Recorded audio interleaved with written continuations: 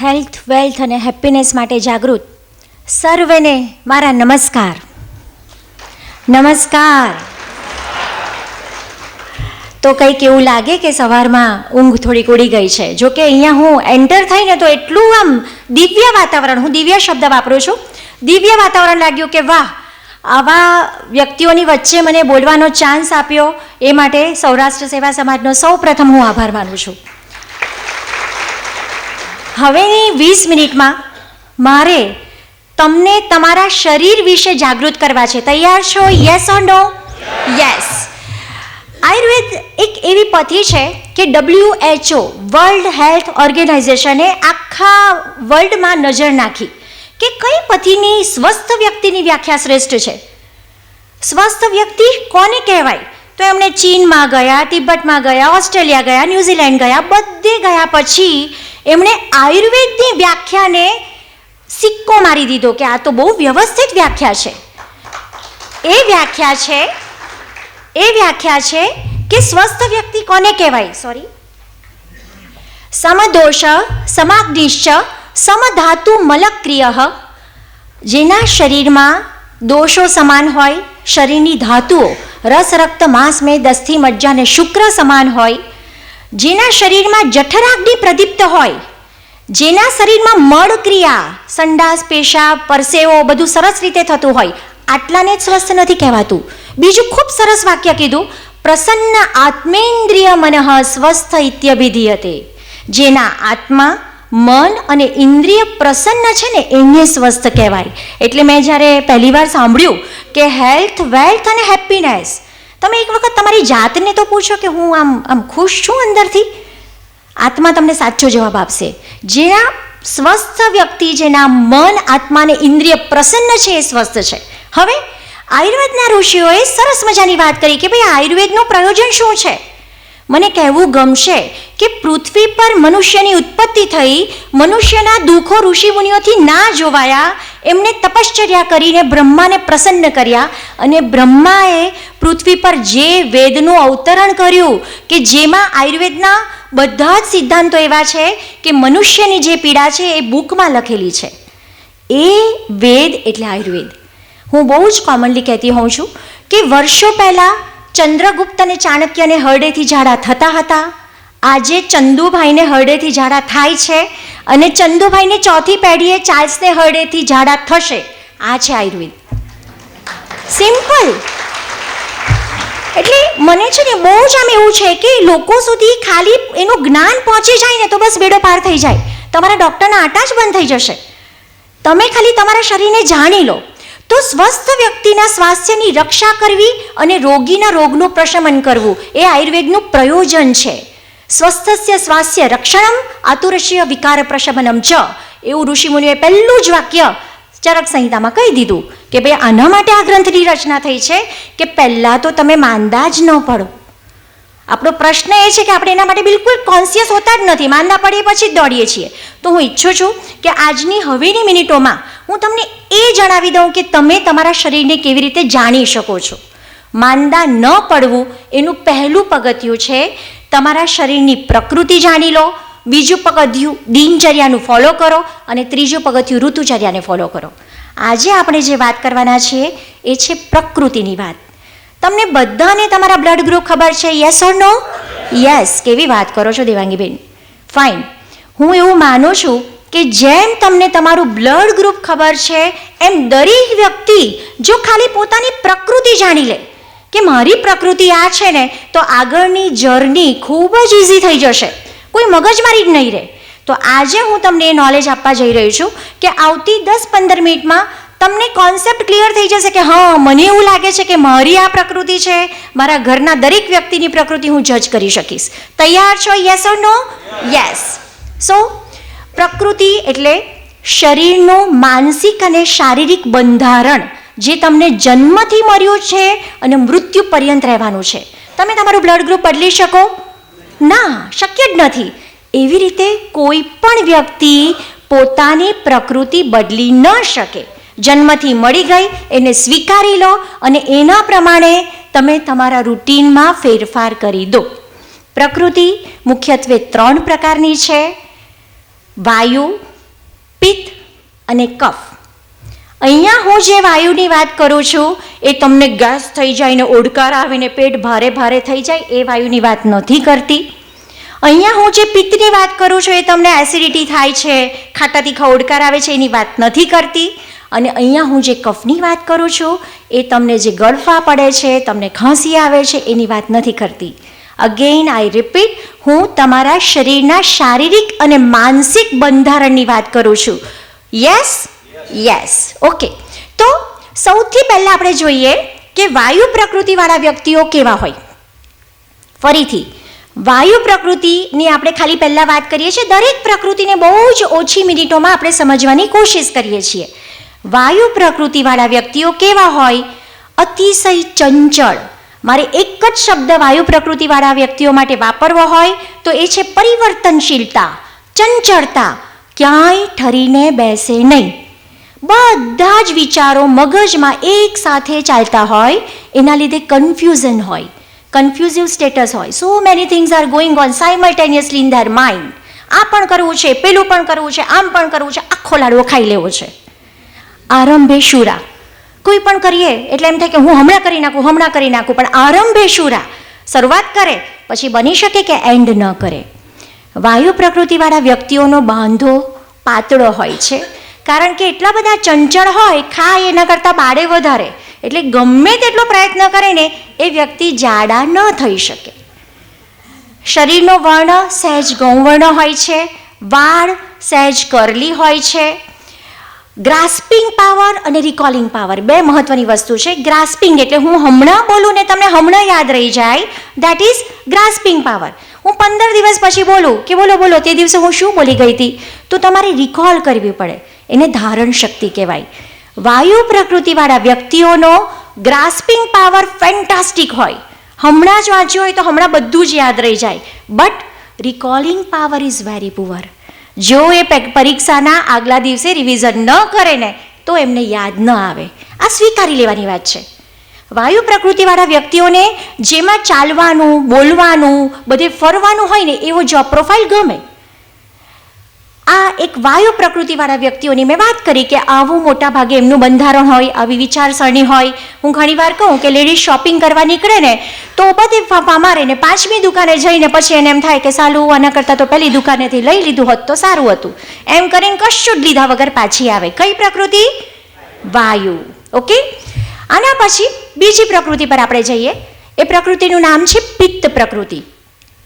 પિત્ત પ્રકૃતિવાળા વ્યક્તિઓ માટે મારે એક વાક્ય કહેવું હોય તો એ છે મારી નાખું, તોડી નાખું, ભૂકો કરી નાખું. જે કોઈ ના કરે તે હું કરું. સાહસિક, નીડર, સ્પષ્ટ વક્તા અંદર હોય ને એ બોલવા જોઈએ જ. એમનામાં લીડરશિપ ક્વોલિટી ખૂબ સારી હોય, મેનેજરિયલ સ્કિલ ખૂબ સારી હોય. પ્રેમ ઉભરાય ને તો સામેવાળાને ઉચકી લે કે હું બેઠો છું ને તને કંઈ થાય તો કહેજે. અને છટકે ને તો ફેંકી દે કે હવે હું જોઉં છું તને કોણ બચાવી શકે છે. આ પિત્ત પ્રકૃતિ ધારેલું કરવાવાળા. પ્લસ એ લોકોને એવું છે કે પોતે પરફેક્ટ અને બીજા પરફેક્ટો એવો આગ્રહ.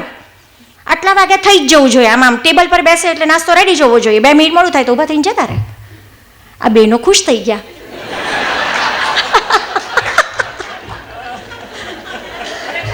બહેનો છે ને એ કેટલાક બહેનો આ બાજુ જોવે છે કે ઓલા બેઠા છે ને આવા જ છે.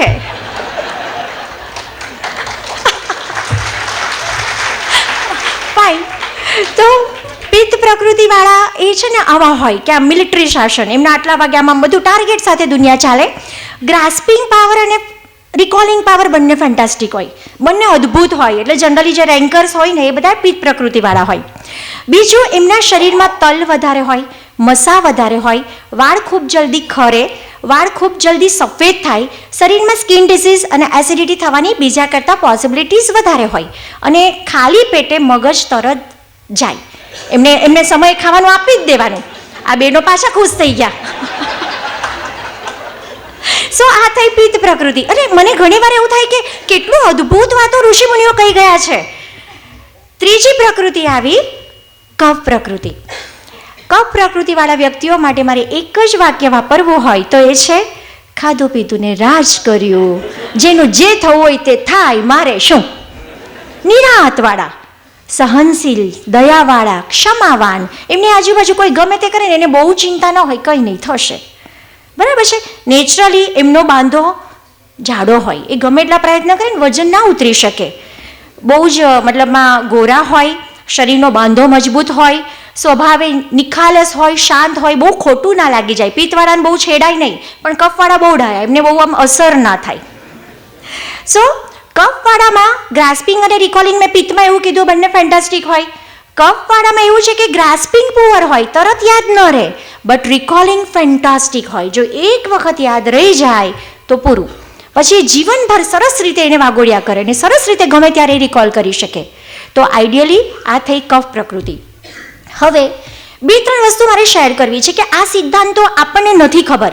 હમણાં જ મોદી સાહેબે પ્રકૃતિ પરીક્ષણ અભિયાન ચલાવ્યું છે. આયુર્વેદિક કોલેજના વિદ્યાર્થીઓ, પ્રોફેસરો, બધી જ જગ્યાએ તમારું પ્રકૃતિ પરીક્ષણ કરવામાં આવે છે અને તમને કહેવામાં આવે છે કે તમારી પ્રકૃતિ કઈ છે. પ્રકૃતિ જો એક વખત તમે જાણી લો ને તો આગળની કઈ કઈ મુસીબતો ઓછી થઈ જાય એના વિશે આપણે ડિસ્કસ કરીએ. તો સૌથી પહેલી વાત છે કે પ્રકૃતિ જાણ્યા પછી તમે તમારું ફૂડ નક્કી કરી શકો. એઝ ફોર એક્ઝામ્પલ છે ને, મને ઘણીવાર એવું થાય કે આમ અળસી તો આવીને કે બેન અળસી તો આમ ને અળસી તો હું તો અળસી ખાઉં છું ને, પછી વચ્ચે અજમો ને મેથી ને જીરીની ભૂકી આવે તો કે બેન અમે એ ભૂકી લઈએ છીએ. બધા માટે બધું સારું ના હોય. આયુર્વેદમાં એવું છે કે એ પર્સન સ્પેસિફિક ટ્રીટમેન્ટ છે. પેરાસિટામોલ કોઈ પણ વ્યક્તિનો તાવ ઉતારી શકે. આયુર્વેદમાં 3 વ્યક્તિને માથાનો દુખાવો હોય, એકની વાયુની પ્રકૃતિ છે, એકની પિત્તની છે ને એકની કફની છે, ત્રણેયની દવા અલગ હશે. ખાલી પ્રકૃતિ સમજી લો, પૂરું થઈ ગયું. સો મારી પાસે હમણાં એક કપલ આવ્યું હતું 3-4 વર્ષ પહેલાં.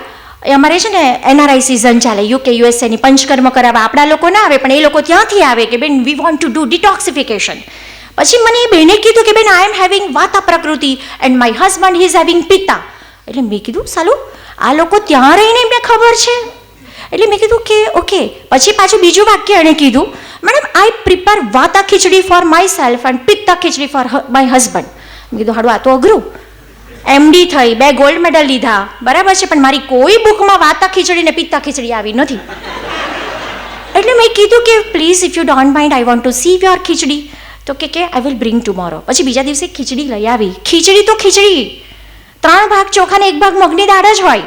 વાયુની ખીચડીમાં થોડા અજમા ને મેથીના દાણા હતા અને પિત્તની ખીચડીમાં ધાણા, વરિયાળી ને સૂકી કાળી દ્રાક્ષ હતી. પૂરું થઈ ગયું.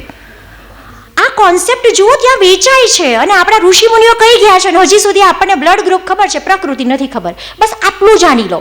તો સૌથી પહેલાં કે એટલું સરસ મજાનું સાયન્સ છે કે બાળકોને છે ને કોઈ પણ પ્રકૃતિના ને કોઈ પણ ઉંમરના વ્યક્તિ હોય, બાળકોને કફના જ રોગો થાય. તમે જુઓ, શરદી, ખાંસી, અસ્થમા, ટોન્સિલ્સ, ન્યુમોનિયા. બાળક એમ કહે છે કે ઘૂંટણ ઘસાઈ ગયું, ના. બાળક એસિડિટી, ના. તો બાળકોને કફના જ રોગો થાય. એટલે જે બાળકોની કફ પ્રકૃતિ છે એમના માટે બાળપણ અઘરું છે. યુવાનોને પિત્તના જ રોગો થાય. કોઈ પણ માણસ યુવાન હોય એટલે ખીલ, એસિડિટી, વાળ ખરવા, વાળ સફેદ થવા, આ બધા પિત્તના રોગો છે. તો જેમની પિત્ત પ્રકૃતિ છે એમણે યુવાનીમાં સાચવવું. અને ઘરડા હોય એ લોકોને વાયુના જ રોગો થાય, ઘૂંટણનો ઘસારો, કમર, ગરદન. તો જેમની વાયુની પ્રકૃતિ છે એને ઘડપણમાં સાચવી લેવું. સિમ્પલ વાત છે. એવી જ રીતે મહત્વની વસ્તુ કે વાયુ પ્રકૃતિવાળા વ્યક્તિઓએ દાણાવાળા શાક, વાલ, વટાણા, ચોળા, પાપડી, તુવેર વગેરે ઓછા ખાવા અને જો ખાય તો એમાં વઘારમાં અજમો, મેથી, લસણ, હિંગ વગેરેનો ઉપયોગ વધારે કરવો. એટલું અદ્ભુત આહાર વિજ્ઞાન છે કે ગુવારનું શાક વાયડું પડે, ભીંડાનું શાક વાયડું પડે, ગુવારનો વાયુ અજમાથી હણાય એટલે એનો વઘાર અજમામાં કરવામાં આવે અને ભીંડાનો વાયુ શેનાથી હણાય મેડમ? મેથી. બહુ જ સરસ. સો મેથી નાખવાથી ભીંડાનો વાયુ હણાઈ જાય છે. આવું સરસ આહાર વિજ્ઞાન આપણે જે પરંપરાથી શીખીએ છીએ પણ બધું સાયન્ટિફિક છે. સો વાયુ પ્રકૃતિવાળા વ્યક્તિઓએ આટલી કેર કરવાની છે. પિત્તવાળા, શરીરમાં પિત્ત ભર્યું જ છે, તો એવા વ્યક્તિઓએ ખાટું, તીખું, ખારું, ચટાકેદાર, મસાલેદાર પ્રમાણમાં ઓછું ખાવાનું છે. અને એની સામે ધાણા, વરિયાળી, સૂકી કાળી દ્રાક્ષ, આમળા, જેઠી મધ, આ બધી વસ્તુઓનો ઉપયોગ થોડો વધારવાનો છે. ઇવન ગુલકંદ તમે લઈ શકો. એવી જ રીતે કફ પ્રકૃતિવાળા વ્યક્તિઓ, આપણને ખબર જ છે કે અઘરું જ છે, વજન વધારે જ છે ને ઘટવાનું જ નથી, તો એમણે ચીઝ, પનીર, ભેંસનું દૂધ, ભેંસનું ઘી વગેરેનો ઉપયોગ થોડો ઘટાડવો જોઈએ અને રૂટીનમાં મેંદાની વસ્તુઓ, આથાવાળી વસ્તુઓ પ્રમાણમાં ઓછી ખાવી જોઈએ. હવે સિમ્પલ વાયુ પ્રકૃતિવાળા માટે પરોઠો બનાવવાનો હોય તો એમાં તમે ચીઝ ને પનીર ને ઘી ને માખણમાં લથબથતું આપો, ચાલશે, એ વાયુવાળો છે. જ્યારે કફવાળા માટે વેજીટેબલ પરોઠો જ બનાવાય. એટલે આ પ્રમાણે તમારે રસોઈમાં થોડુંક એડજસ્ટમેન્ટ કરવાનું હોય. તો આ સરસ મજાની વાત થઈ પ્રકૃતિની. એની સામે 2-3 વસ્તુ મારે બીજી શેર કરવી છે કે પ્રકૃતિથી તમે આહાર જાણી લીધો, તમને કેવી માંદગી થવાની શક્યતા છે તે જાણી લીધું. બીજું, પ્રોફેશનલી તમે શેમાં આગળ વધી શકો છો. એક બહુ જ મોટી કંપનીએ મારી પાસે એમના 1000 એમ્પ્લોયીનું પ્રકૃતિ પરીક્ષણ કરાવ્યું અને કન્વે કર્યું કે બેન આમાં અમને તમે ડિસ્ટિંગ્વિશ કરી આપો, તમે અમને ક્લાસિફિકેશન કરી આપો. મેં સિમ્પલ કીધું કે વાયુવાળા છે ને એ બધાને તમે માર્કેટિંગમાં મોકલી આપો, એમને અહીંયાથી અહીંયા જવાની મજા જ આવવાની છે. પિત્તવાળા છે એ બધાને તમે મેનેજરિયલ પોસ્ટ આપી દો, લીડરશિપ આપી દો, એ બધા સરસ મેનેજમેન્ટ કરશે, એમને આમાં બહુ મજા આવશે મેનેજમેન્ટમાં. અને કફવાળાને બેક ઓફિસમાં મૂકી દો, એ શાંતિથી બેઠા બેઠા પોતાનું કામ કર્યા કરશે. તમે એક વખત તમારા બાળકોને પણ જાણી લો. હવે કફવાળો હોય અને તમે આશા એવી રાખો કે મારો દીકરો મિલિટરીમાં જાય, એ શક્ય જ નથી. યુદ્ધ પૂરું થાય પછી તો એ જાગે. એટલે સમજી લો, ખાલી કોન્સેપ્ટ જાણી લો કે મારો દીકરો આ પ્રકૃતિનો છે તો એના માટે આ જ પ્રોફેશન સારો છે. પછી તમે એવો દુરાગ્રહ ન રાખો કે મારે આમ કરવું છે. એ જમાનો દૂર નથી કે જ્યારે જન્મ કુંડળી મેળવવાના બદલે લગ્ન કુંડળી મેળવવાના બદલે પ્રકૃતિ ચેક કરીને પરણાવવામાં આવે. હવે સિમ્પલ, પિત્તવાળાની સામે પિત્તવાળો હોય તો ક્યાંથી ટકે? ના ટકે. હું તો બહુ સાચું કહું ને તો મારી પાસે પેશન્ટો આવે ને તો હું પિત્તવાળાની નાડી જોઉં ને એટલે બાજુમાં હસબન્ડ કે વાઈફ જે બેઠા હોય ને એને કહું કે બેન હું તમને વંદન કરું છું. એ વંદનને યોગ્ય જ હોય છે. સો ખરેખર કે પિત્તવાળા સાથે તમે જોજો, એમ તમને ખબર તો પડી જ ગઈ હશે કે હા, હું સિમ્પલ કહું કે તમને યાદ કરવું છે કે પિત્ત પ્રકૃતિ એટલે નરેન્દ્ર મોદી ને નાના પાટેકર, પિત્ત પ્રકૃતિ, બરાબર છે. તો પિત્ત પ્રકૃતિ વાળાની સાથે જે બેઠા હોય એ બધા વંદનના અધિકારી હોય અને મોસ્ટલી એ વાયુ કે કફવાળા જ હોય. પિત્તની સામે પિત્ત ના ટકે. તો આટલું જ આપણે કોન્શિયસલી મેનેજ કરીએ કે ભાઈ લગ્ન, પ્રોફેશન, કયા રોગો થવાની શક્યતા છે, ખાવામાં શું આપણે વધારે ખાવું, બસ આટલું જ આપણે મેનેજ કરીએ ને તો હું એવું માનું છું કે આગળની જર્ની આપણી ઘણી સેફ થઈ જાય. અને મહર્ષિઓએ જે શાસ્ત્રમાં લખ્યું છે, મને હમણાં 1-2 જણાએ પૂછ્યું કે બેન કોરોનાનું આયુર્વેદમાં વર્ણન છે. મેં કીધું સાહેબ કોરોનાની તો તમે વાત કરો છો, કોરોનાનું તો વર્ણન છે જ, કોરોનામાં તો અમે અદ્ભુત કાર્ય કર્યું જ છે, પણ આજથી 50 વર્ષ પછી બીજો કોઈ પેન્ડેમિક આવવાનો હશે ને એનું પણ આયુર્વેદમાં તો વર્ણન છે જ. ઋષિમુનિએ લખી જ દીધું છે. એટલે આવા મહાન ચિકિત્સા પદ્ધતિના આપણે વાહક છીએ. તો હું ઈચ્છું છું કે બસ આવું થોડું થોડું તમે જાણો, થોડુંક એને અપનાવો. મને છે ને હમણાં 1-2 જણાએ કીધું કે બેન તમે પેલી ખીચડીવાળી વાત કરીને, અમારે તો ઘરમાં 3 જણની બનાવવાની હોય ને તો આપણે હસબન્ડની બનાવીએ ને પછી આપણે ખાઈ નાખીએ. અલગ અલગ કોણ બનાવે? અને લેડીઝો છે ને પોતાની જાત માટે ખૂબ આળસુ હોય કે પોતાના માટે કશું પણ કરવાનું છે ને તો એ નહીં જ કરે. એટલે એક રિક્વેસ્ટ છે કે થોડુંક તમે તમારી જાતને સમય આપો તો જ હું એવું સમજું છું કે લેડીઝ સચવાય ને એટલે આખું ઘર સચવાય. તો બસ એક મારે આ જ વસ્તુ શેર કરવાની હતી. હું છે ને આમ બેઝિકલી સ્વભાવે અને પ્રોફેશનલી હું પ્રોફેસર છું, એટલે મૂળે મને 1-1 કલાક બોલવાની ટેવ. એટલે હું મેન્ટલી એ સ્ટ્રેસમાં છું કે મારે 15 થી 20 મિનિટમાં મારું પતાવી દેવાનું છે. તો ફાઇન, આશા રાખું છું કે એક પ્રકૃતિનો કોન્સેપ્ટ તમે સમજી ગયા હશો. બહુ જ સમયસર જો આપણે એને અપનાવી લેશું ને અને થોડા ઘણા જીવનમાં ફેરફાર કરી દેશું, 1-2 વસ્તુ કે જેની પિત્ત પ્રકૃતિ છે, હવે શોર્ટ્સ આપી દઉં કે એમને શું કરવાનું છે. પિત્ત પ્રકૃતિવાળા માટે એક સરસ મજાનો પિત્તનો મુખવાસ સજેસ્ટ કરું છું. સૂકા ધાણા, સૂકી વરિયાળી, એને તમે શેકીને ક્રશ કરી લો. અંદર ધારો કે ધાણા અને વરિયાળી 100 ગ્રામ હોય તો એની અંદર જેઠી મધનું ચૂર્ણ, યષ્ટી મધુ ચૂર્ણ, મુલેઠી ચૂર્ણ આ નામે બજારમાં મળશે, એમાં 50 ગ્રામ નાખી દો. એમાં 25 ગ્રામ આમળાનું ચૂર્ણ નાખી દો અને 100 ગ્રામ સુગરવાળા પેશન્ટોએ સાકર ન ઉમેરવી, સાકર એડ કરી દો. હું રિપીટ કરું છું, ધાણા, વરિયાળી, જેઠી મધ, આમળા અને સાકર. આ મુખવાસ અડધી ચમચી દિવસમાં 6 થી 8 વાર રેન્ડમલી લયા કરો. શરીરનું પિત્ત બેલેન્સમાં રહેશે ને તો મગજ અને શરીર બંને સ્વસ્થ રહેશે. એવી જ રીતે વાયુમાળા માટે એક 100 શોર્ટ્સ કહી દઉં છું કે અજમો, મેથી, અજમો અને સુવાદાણા આપણે બધા જાણીએ જ છીએ, બરાબર છે. એને અધકચરા શેકીને એને સરસ મજાના શેકીને, આ તો ચવાય એવા છે, તો આ ત્રણેય વાતનાશક છે. મેથીનો એમાં ભૂક્કો નાખી દો, અથવા તો તમે એમ જ મેથીનો ભૂક્કો ઉપરથી એડ કરી શકો એ મુખવાસમાં, અને એમાં સેજ સિંધવ મીઠું નાખી દો. તો અજમો, મેથી, સુવાદાણા, સિંધવ મીઠું અને ઈચ્છો તો સહેજ હિંગ, આ થઈ ગયો તમારો વાયુનો મુખવાસ. સિમ્પલ. અને જેમની કફ પ્રકૃતિ છે, બજારમાં ત્રિકટુ ચૂર્ણ મળે છે. ત્રિકટુ, જેમાં સૂંઠ, મરી અને પીપળ 3 વસ્તુ હોય છે. તો ખાલી ત્રિકટુ ચૂર્ણ અડધી ચમચી સવાર સાંજ મધ સાથે ચાટી જાઓ. વાયુને દૂર કરનાર ઉત્તમ વસ્તુ તેલ છે, તલનું તેલ. પિત્તને દૂર કરનાર ઉત્તમ વસ્તુ ગાયનું ઘી છે, અને કફને દૂર કરનાર ઉત્તમ વસ્તુ મધ છે. બસ પ્રકૃતિ જાણી લો, એને જીવનમાં અપનાવી લો. અને 2 પ્રકૃતિ હોય ને તો ચિંતા ન કરો. પિત્ત કફ હોય, કફવાત હોય, તમને પ્રશ્ન થશે કે આમાં આ તો વાયુનું છે ને આ તો પિત્તનું છે, પણ ફાઇન, એને ઋતુ પ્રમાણે મેનેજ કરો.